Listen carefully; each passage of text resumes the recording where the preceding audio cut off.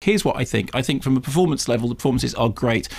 Philip Seymour Hoffman is charismatic and charming, but psychotic when challenged. Joaquin Phoenix is bent out of shape. That whole thing about you can see the past trauma of his lives. You don't need flashbacks. That is all there. There is a very strong theme about the way in which the film is about people suffering from post-traumatic stress being sent out into a world which doesn't yet understand that, in which psychiatry is not really anything that people understand, and somehow, therefore, these sort of crazy self-help theories can have traction. Not enough people talking about how good Amy Adams is as kind of the master's partner in life and in crime. The score is extraordinary.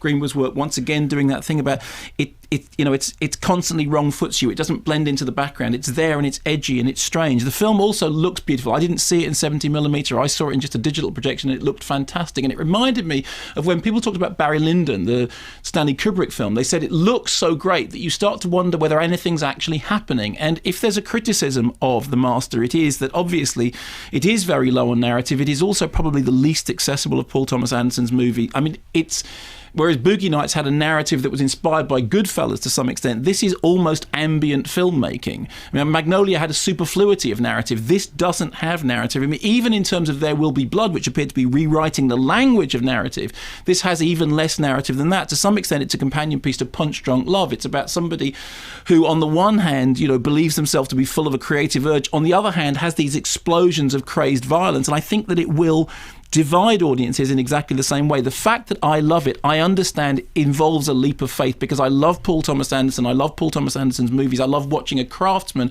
making cinema that appears to make no concessions.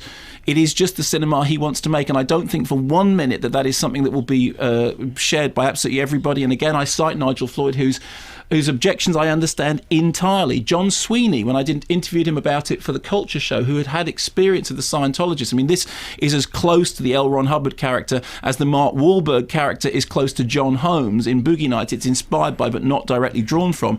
John Sweeney said for him the movie was a healing experience because it explained how somebody could actually become involved in, seduced by a cult in the first place. It is fundamentally a love story between the two characters, and again that draws it back to Punch Drunk Love. Much more to say about this, and we'll talk about it more next week when people have had the chance to see it out there in the open.